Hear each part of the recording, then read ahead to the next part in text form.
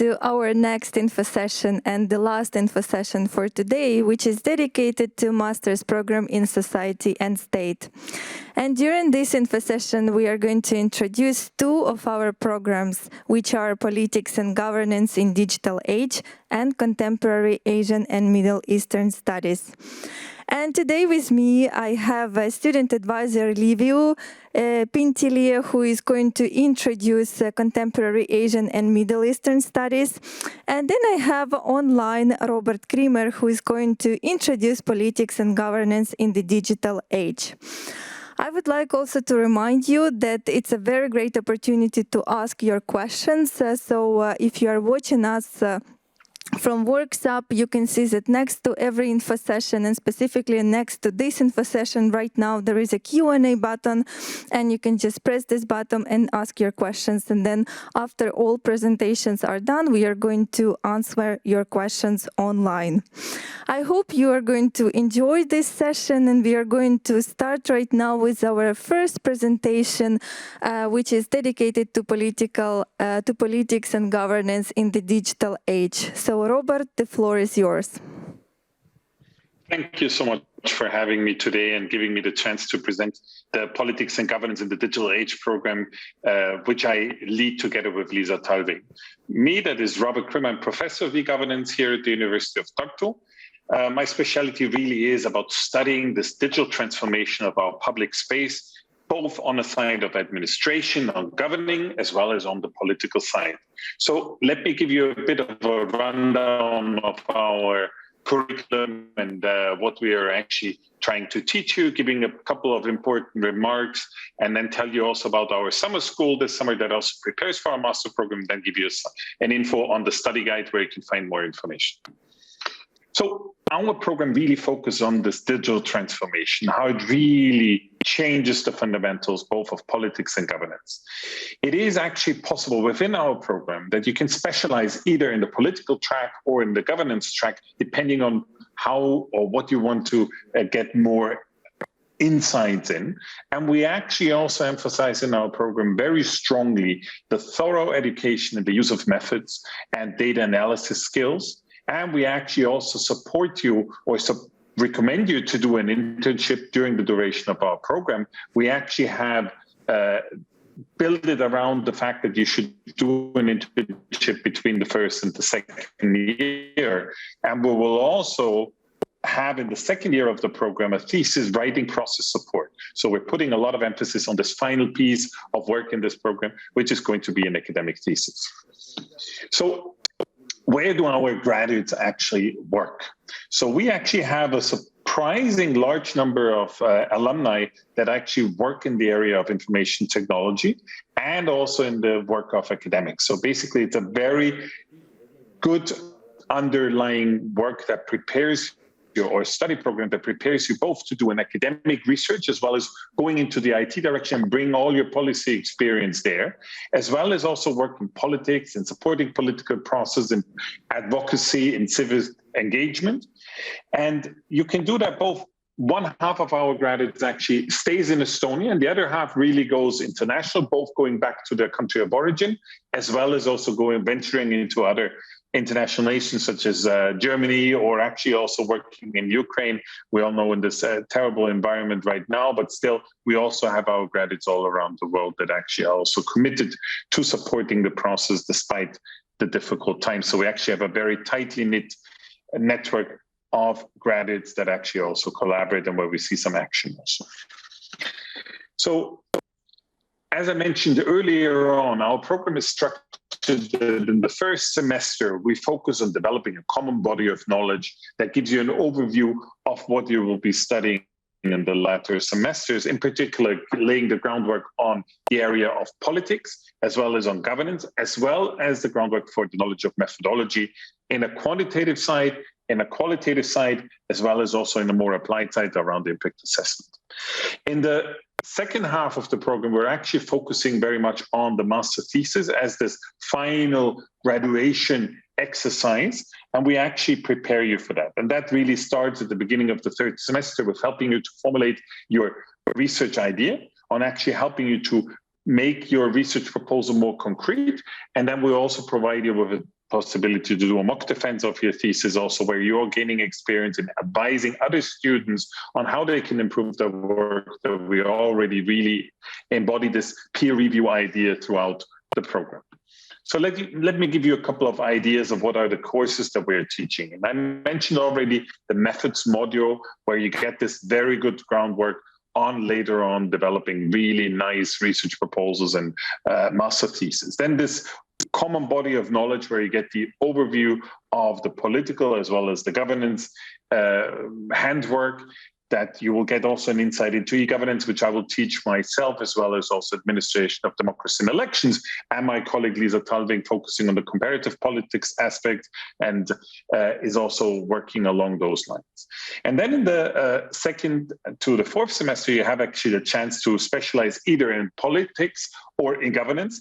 In governance, I will personally also oversee this cross-border e-governance, a really new development in that area, as well as also having the chance of kind of having this finalizing seminar on research issues in governance, where we collaborate with a partner from practice, like a city administration or an agency, on trying to solve the problems that they really bring to us, and which we will solve together with you as really practical insights, and really transferring also your skills directly into practice.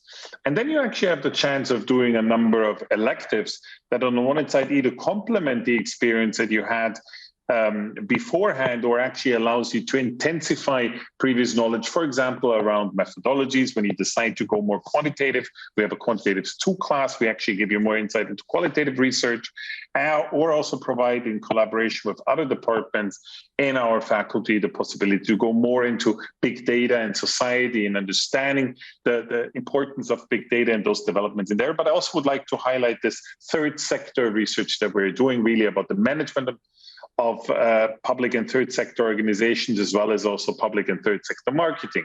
So really also want to emphasize this here. And then, of course, you have the possibility of up to 6 credits to take any other course that you think is complementary to the work in the master. And as I mentioned already, this last module for the masters, we actually have this master seminar that supports the thesis writing process, where we actually take a very active role as program managers, both Lisa and myself, in really guiding you and supporting you throughout the project. You can already hear from what I told you, but that I take a lot of commitment for this master program, and that you will get a very good exposure also to the senior faculty in this teaching program. So we'll also give you access to our networks. We collaborate very actively. And one of those examples is actually then later on the summer school that I will be talking about, which takes place at the beginning of August. But let me also highlight that you actually can also take subjects from any foreign university and use also the strong exchange programs that we have at our institute. We also have the possibility to very actively use the teaching methods and supporting you with face-to-face mode, but of course, given the circumstance, sometimes that might also be more distance related. And then we also have a support person with Linda Lees that is actually also answering any study related question that you might have, if you're able to transfer certain courses. And we also have a highlight in the fall, always the Clerical Autumn School. And we also have elections for student representatives every year for the intake that we have in there. So let me just highlight also the summer school that we're holding. So the summer school will take place for the first time in collaboration with the University from Leuven in Belgium, with the University of Constance in Germany, with the Erasmus University Rotterdam, and Harvard University, where we will actually provide you an insight into the digital transformation in the public sector, which actually will topic-wise be very much aligned with the Introduction to E-Governance course that I'm teaching. So we will actually give you a possibility to already take one course in the summer if you apply for our master program, and through that also lighten your course load later on in the project. So that's going to be a really excellent possibility to network with our colleagues from all around the world that we're working also actively in research projects. So if you have any further questions or would like to know further details about the program, we have actually put together a study guide that actually gives you a full overview the courses, of the benefits that you will have, also of support schemes, and also what you can expect in terms of the master thesis writing process. So that should give you a bit more detailed view of how will it be to study in our program. And we also have put, or we are about to put on a video about our program online, as well as also have some interviews with our teaching staff that will tell you a bit on what they are going to teach in the program. So in order, okay, so this works. So what we're really looking for are motivated students that want to do something more than just studying, that are actually also interested in transferring their knowledge as future experts and leaders of the digital governance politics. We of March, we are actually open for all bachelor degrees, but we really want to know from you the English language proficiency. So you really need to be excellent in terms of English. And what do we want to educate? Really is it shows that both advise and as well leads the digital transformation of our public space, both in politics and governance. Robert, I'm sorry thank you very much. I'm a little bit. Robert, sorry for interrupting you, but we are losing you because for our Q&A. Thank you so much. All right. Thank you very much, Robert. Sorry, I was trying to jump in because unfortunately we were losing you at some point, and some parts of your sentences we couldn't hear. So maybe. Oh, very sorry for that. Yes, maybe if you can. We can do with the Q&A then later. Yes, yeah. Maybe if you can switch off your camera in future, maybe your internet will work better, or maybe if you can try to find another connection while we are going to proceed with the other presentation. Thank you very much for presenting your program, and I will remind our participants, so if you have any questions about politics and governance in the digital age, this is the best place to ask your questions, so please leave your questions, and then after the next presentation, and specifically after the presentation in Contemporary Asian and Middle Eastern Studies, we are going to answer all of the questions. And I would like also to mention that it's the best time to ask your questions because we have our professor Robert Kremer, who can also cover all of these questions in the best way possible. And right now I'm going to give a floor to Liviu, who is going to introduce our next program. Liviu, please. Yes, thank you, Anna. Welcome. Hello to all our viewers. My name is Liviu Pintillier, and I'm a student advisor for the University of Tartu. And today I am going to give you a little bit of insight into the program Contemporary Asian and Middle Eastern Studies, which is an MA program at our university. So, when it comes to the basic details of this program, it is a 2-year MA program in which students are expected to complete 120 credits throughout their studies, and the language of instruction is English. Also, the tuition fee is 3,800 euros a year, and the university has allocated 16 places for this program. Now, onto the structure of the program. First and foremost, there is the base module in which the students learn the basics of the program. Usually these are courses in civilizations, mindsets, traditions, and the basics of international law and international relations, as well as the basics in describing world economies. So basically what this module does is lay out the foundation for for other courses that are going to be studied within this this program.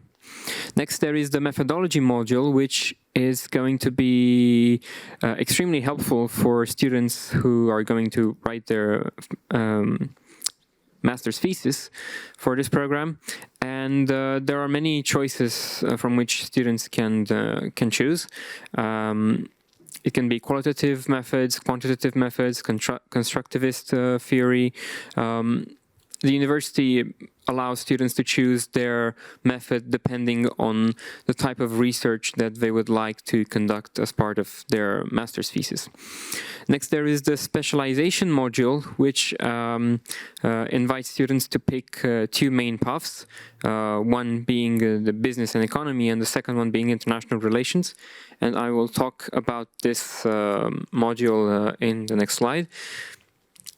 Next, there is the elective module, in which students can choose the courses that they wish to follow according to their interests, according to their area of focus.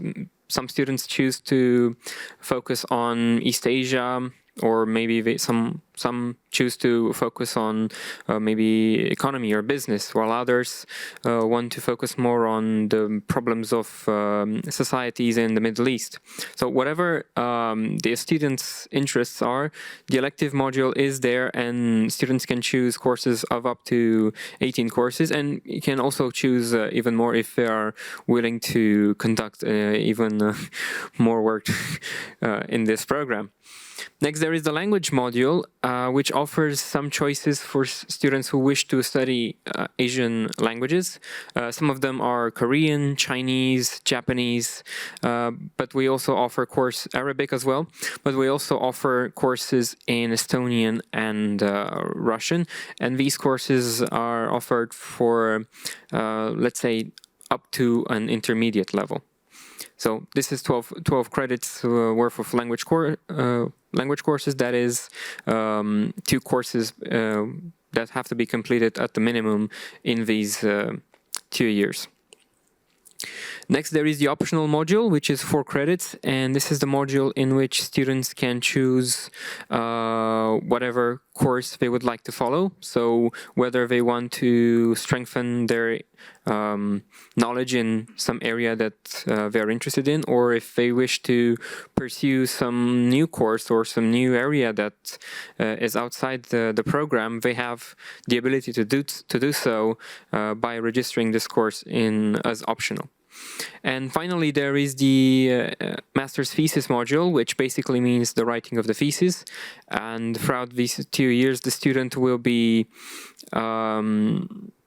helped by the program advisors and the program professors into writing and putting down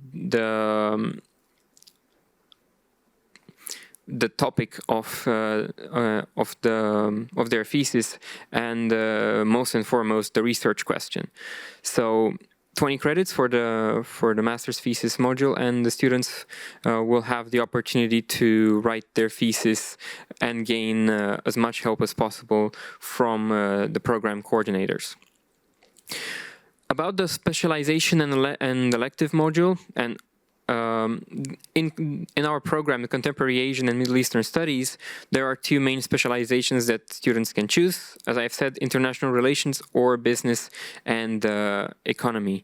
And within international relations, students can learn more about Chinese politics, China and the world, political development in the Southeast Asia, and security policies in Asia Pacific.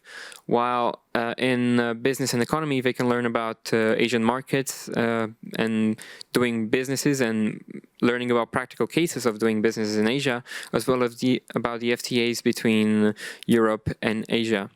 But apart from these 2 specializations, students can choose to strengthen their knowledge with other elective courses, which are focused on Asian culture, societies, religions, mindsets. And usually when students, let's say they choose to focus on business and economy, many times this choice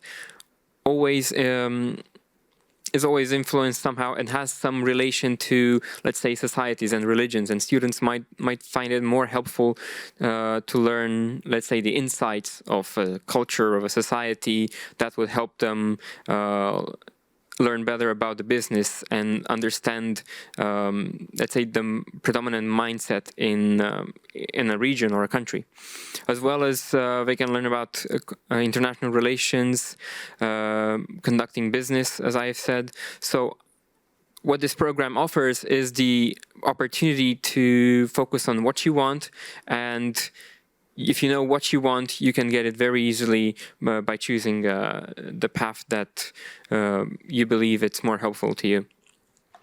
When it comes to the internship, it is mandatory in the program, and there are different types of internships. So some of them can be conducted at the university or think tanks, for which there is the Tartu, the UT Future Lab, in which students can find many opportunities of internship and jobs, as well as internships in companies where students can use their practical skills in relation to Asia or the Middle East, as well as project-based internships. So as long as there is a connection between the studies and the internship that the student chooses, it's even better, and this is what the program wishes for the students to do. Now, about the MA thesis at the end of the studies, the topic of the thesis must be connected with contemporary Asia. Some examples from what students researched about in the last years were the Chinese market entry, about Europe in Chinese media, about the Silk Road and the policies surrounding the Belt and Road Initiative, Southeast Asian expatriates' work-life experiences in Estonia, or about the Japanese population crisis and robots. And this is just, I could just call it, this is just the tip of the iceberg, because students can come up with a lot of interesting topics. So whatever you would like to research about and whatever you're passionate about, the MA thesis is a right space to develop this interest and at a very academic level. And overall, this program, Contemporary Asian and Middle Eastern Studies, offers students the chance to broaden their horizons on Asian societies, politics, and economy.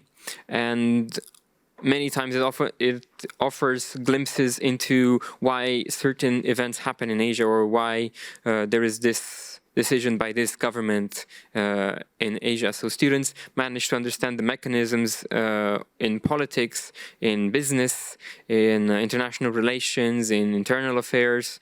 They also understand better the cultures of these countries, and they learn about an area that is so diverse and so amazing in many ways, and has such different mindsets.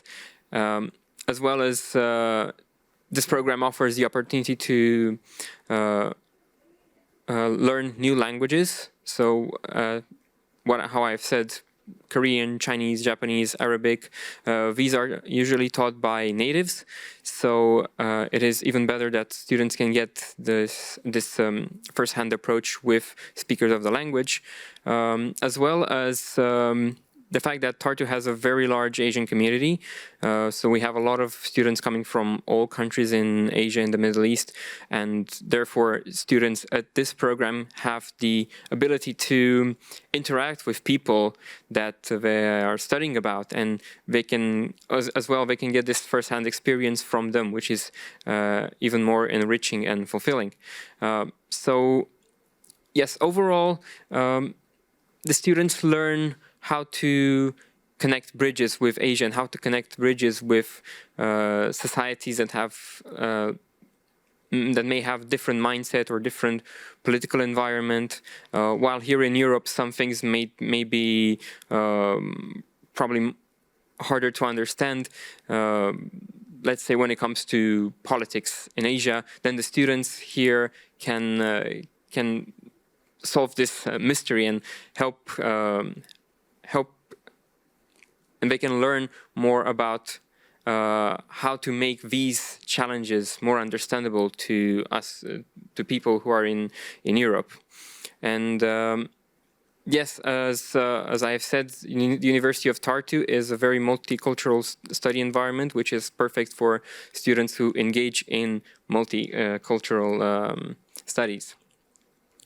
When it comes to future career opportunities, students can engage in trade and economics after they graduate, in diplomacy and international relations. They can also further their studies into research and academic work, or go into cultural relations and public diplomacy. And about the application procedures, it is very simple. First and foremost, there is the online application. Next, the motivation letter, which accounts for 70% of the whole score, and it must be in English. And because the motivation letter encompasses 70% of the score, then students have to pay extra attention to spelling and language. They have to show their motivation to study, and they have to describe certain points of research that they are interested in and would like to further explore during their studies. So my advice to students who apply to this program is pay extra attention to this procedure, to these steps, and to the motivation letter, because it matters quite a lot, as you can see, and the average grade as well, which matters, which accounts for 30% of the score. And just another reminder that the application deadline is March 15th. So if anyone would like to apply for this program, you have 2 weeks in which you have to submit your online application and the necessary documents. And now, if you have any other questions, I would be very happy. I can also answer to these questions about the program, or you can email the program manager, Eva Lias, at her email address. And yes, if students have any other question, they are more than welcome to ask in the workshop platform. Thank you. Thank you very much, Livio, for introducing Contemporary Asian and Middle Eastern Studies program. Our dear participants, if you have any questions to this program, this is the right place to ask your questions. Please leave your questions. And we are going to answer these questions actually now, because we are about to open our question and answer session. And we already have some questions that are related a little bit to admission. So the question is to Robert. So is there an admission interview for politics and governance? Sorry, and if yes, how can I prepare for it? No, I mean, for the interview, you really need to convince us about your motivation and what you want to do with the study program. So we really want to see your motivation, how you actually why you want to study, right? So tell us about the reasons, tell us about what fascinates you, what are the things that really motivate you. So we want to hear about your intrinsic or extrinsic motivation. I mean, it could be that you want to get a great salary with this program, which will certainly be possible, or you want to do your own startup, you want to learn how to become a GovTech startup and how to really interact and further contribute to the development of your society, or the other way around, that you really just want to make about change or other elements. So this is what we want to hear from you. Thank you very much. The next question we have to Contemporary Asian and Middle Eastern Studies. So the question is, what average GPA should I have in order to apply? So when it comes to the GPA, the University of Tartu does not have, let's say, a threshold, a necessary GPA that must be fulfilled. So I think that the GPA is not a matter of worrying. I think anyone who would like to apply, they should just apply with the grades that they have, and yeah, they should just give it a try. So no worries about a GPA. Thank you very much. We have a question to Robert. Are there scholarships to cover the study fee for your program? Yes, we have 10 scholarship waivers, tuition waivers, sorry for that. So 5 for European students and 5 for international students coming beyond the European Union. Thank you. We have a question about the internship. So how can I choose my internship, or is it compulsory? I guess, Livia, you have mentioned during your presentation that the internship is compulsory. Would you like to comment on that? Yes, so the internship is part of the curriculum and must be completed because it accounts for the necessary credits to complete the program. Usually is first and foremost, you should take into consideration what's your interest and to look for a company or a project or organization that would fulfill your interest and in which you could use your skills. So sometimes you can come up with, let's say, very interesting combinations. So one example is what I can think of is right now is an internship in which a student helped create a design of a school in Ülemiste city, which is an area in Tallinn, and it was a project of coming up with a design that would help students learn in a school. So it was a school design project. And among these design ideas, there was this idea of making this aesthetics. These aesthetics combine the Japanese aesthetics with the Norwegian idea of hygge, which was a very interesting idea and was accepted by the organizers of this project. So I think it's a good idea to keep creative and find ways to introduce your interests in Asia and the Middle East, whatever interests it is. If you can find a project in which you can come up with this idea that includes, let's say, as I've said, like Japanese aesthetics or Asian aesthetics or let's say Asian design or anything that has to do with Asia, then students should go for it. So my advice is keep it creative. Thank you very much. Robert, do you have internship as a part of your program as well?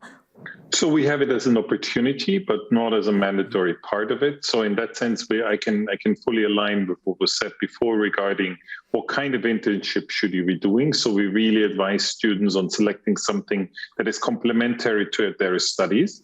And so in that sense, we also help them. We also have our own internship advisor at the department and can give further insights, but it's not mandatory. So basically, it is an add-on. Mm-hmm. Yes, I would like to add that just as Robert pointed out, that it must be, the internship must be strictly related to the studies that we're doing. So if it's not related to Asian studies, then it will not be approved. So because that's the point of having the internship mandatory. So even if it's maybe not in the student's interest, it must be related to Asian studies. That is a definite requirement. Mm-hmm. Thank you very much. Robert, we have a question to you about motivation letter. So could you recommend how to write a good motivation letter? And if we need to indicate the specialization that we are applying to, as understood, politics or governance immediately in the motivation letter? No, you don't need to indicate that in your motivation letter, but of course it is, as they are complementary but distinct from each other, you could actually highlight what you're more interested in. But it doesn't make a difference for being accepted. What we're looking for is really excellence. We're looking for how you excelled in your past, and you actually should show that with your motivation letter. On the other hand, really provide us with your interpretation, what you think are important properties of a future student in our program, because we also don't know everything, right? So we want to be convinced about you as a candidate. And so basically highlight what are the things about you that we should know for sure and should not miss about you. So show us, for example, a particular combination of your past experiences in your work or in your studies that perfectly fit the profile that we have developed for this master program. So if you have done, for example, working in a NGO that was dealing with new forms of participation and at the same time providing for co-creation with government agencies. That would be something which you could highlight and should clearly show, okay, this would relate as a practical experience for course Introduction to E-Governance with Professor Krimmer. On the other hand, with Professor Talving, I can actually contribute in this course. So if you highlight those particular experiences, if you highlight already prior knowledge and how your profile fits for our program, that's the best way to write a motivation letter. Thank you very much for so detailed recommendations. Maybe, Livio, you can also say a few tips for our candidates how to write a good motivation letter for contemporary Asian and Middle Eastern studies. Okay. Well, the first tip that I can think about is make sure to write your objective and make sure that you have a goal in mind when you're joining this program. Whether it may be, let's say, the research question or research topic that you would like to explore or what you would like to do after graduation, it is very important that you show that you have a goal, because if you have a goal, then you have the motivation to achieve that goal. So that is something that students must point out. And also what is also important is experience. If people have had experience with let's say Asian organizations or working in Asian companies or living in Asia or having any sort of like studies, any experience with Asia, then that would also prove helpful, because this means that these students are already motivated and they want to enhance their knowledge and their interests. And of course, third and lastly, very good English and very good structuring. That is also very important. So even though you have very good goals, if you cannot put them on paper clearly, then that will be a very, very serious downside. So because if the idea is that if you cannot write your goals clearly in the motivation letter, then it's going to be very difficult if you're coming to Tartu and you have to complete your assignments or you have to write your master's thesis. Thank you very much, Livio. Next question we have to Robert, to politics and governance in the digital age. Could you please provide some example of master theses at this program? I mean, for our master thesis programs, we have had students that study the digital transformation process in one ministry and looked at really how did the internal reorganization take place? How was the digital service team actually put forward? We also had students that analyzed the digital transformation strategy of a country and really provided concrete policy advice. On the other hand, we also had others that actually looked at civil society movements in Eastern Partnership countries and did case studies on that. So we actually really have a very broad range of topics, but important is always with our master thesis that they're empirically guided. Yeah, so we want to use methodology in a very rigid, but also in a relevant way. So for us, important is that the topic is relevant and it is using rigid methodology. And those two things will lead to excellent master thesis in our field. Thank you very much. We have another question to your program about the career perspectives. So where can I work after graduating politics and governance in the digital age? Or maybe you have some examples of your graduates where they work currently. I mean, actually, as we already highlighted, we have actually a large degree of graduates in our program that actually continue on into academia, both at our own university, but also abroad. So that work in KU Leuven, work in the United States. So really a broad range of academic profiles, but actually also working in startups. So working in Bolt, working in former Skype unit that now belongs to Microsoft. So we actually have a surprising large number of graduates that work in the IT field, where they actually bring in this policy experience. So that is really so complementary to the technological process. But then we also have this NGO sector where they work in civic activities and actually try to provide new public services also. So really, it is a very broad range, as I highlighted earlier in my slides. Thank you very much. Next question we have to contemporary Asian and Middle Eastern studies. How international is your program? Well, I'd say it's very international because, well, we got the international part in the name of our program. So from what I know is that the people who join this program are mainly from everywhere in the world. We have also some Estonian students who are eager to join this program, but at the same time, I think the program itself and what it aims to is to expose students to as much international environment as possible. So we have the studies offer this broad choice of courses in basically any region, every facet of Asian societies, as well as the fact that the university offers the opportunity to join so many extracurricular activities that have to do with diversity and this international facet of the student life. So I'd say if it is international, then the answer is yes, very.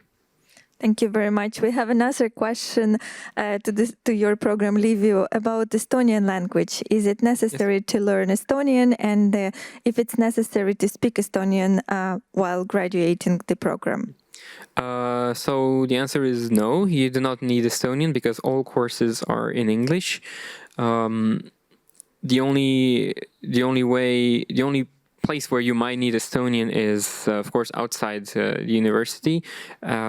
And I advise every student who comes here and wishes to study Asian studies that they should at least have one course of Estonian or 2 courses of Estonian, or how much they wish to dwell into the language.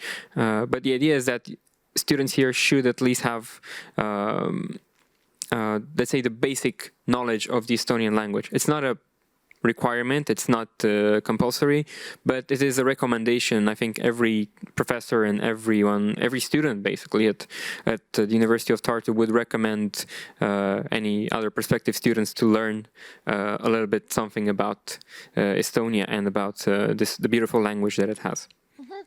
Robert, how is it with your program? Is it compulsory to study Estonian, and would you recommend actually to study Estonian? No, I mean, I would say clearly it's always recommendable to know the language of your host country, and that is actually something which always comes in handy. But for studying in our program, it's not necessary. So it's really possible to do it fully in English. But of course, it helps to understand the context better and also interact with colleagues and friends. Mm-hmm. Thank you very much. I have another question about exchange studies. Is it possible to go for exchange in your program? Robert, it's addressed to you. Yes, we have this mobility module, as I mentioned earlier on. So we really try to facilitate students to go abroad, also by helping them later on to transfer the credits that they did at the other respective university to us, so that we can actually make best use of the knowledge of the students so they don't lose time and still are able to graduate. And actually, we help them also to select the right courses and make it a good experience. Mm-hmm. Thank you. There is like a part of this question, where can I go? Also, where can you go? I mean, you can go both within Europe. There is also possibility to go to Asia, to go to the United States. So that is usually mainly a problem about financing it. So within Europe, we actually have the Erasmus program that actually supports students for going abroad.